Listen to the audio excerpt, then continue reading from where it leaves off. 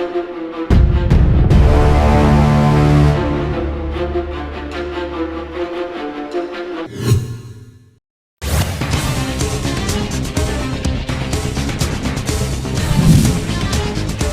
पहल, शहर में पहली बार फाफाडी, कचना समेत सभी फ्लाईओवर के नीचे अवैध कब्जों को हटाए जाएंगे। बनाया जाएगा स्पोर्ट्स जोन।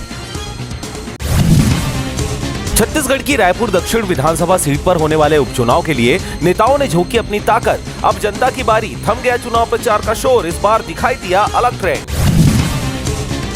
रायपुर में मतदान की स्याही दिखाने पर होटलों में डिस्काउंट, रूम बुकिंग से लेकर फूड बिल में स्पेशल छूट। प्रशासन ने बाइक रैली निकालकर किया जागरूक।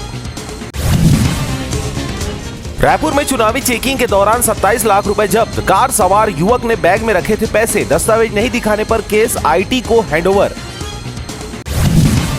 छोटी दीपावली पर गन्ने की कीमतों में आया उछाल। देवउठनी एकादशी का व्रत आज रखेंगी महिलाएं। देवउठनी एकादशी में 12 नवंबर को रवि योग और सर्वार्थ सिद्ध योग बन रहा।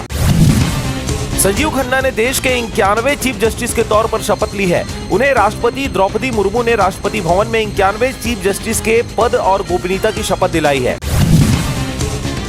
बिलासपुर पुलिस अधीक्षक को ई चालान काटने का मिला मैसेज।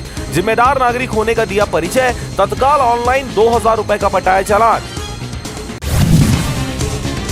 बिलासपुर कलेक्टर अवनीश शरण की अध्यक्षता में जिला स्तरीय आधार निगरानी समिति की हुई बैठक। एक साल में 18 आधार केंद्रों के आईडी निरस्त, 10 निलंबित।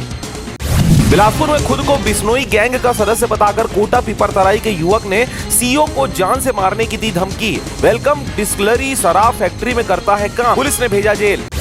बिलासपुर सिरगिट्टी थाना क्षेत्र के एक वरिष्ठ पत्रकार के साथ थाना प्रभारी ने पत्रकार को गोली मारने की दी धमकी। गरमाया माहौल, पत्रकार संघ पहुंचे एसपी के पास, दे दिए आंदोलन की चेतावनी।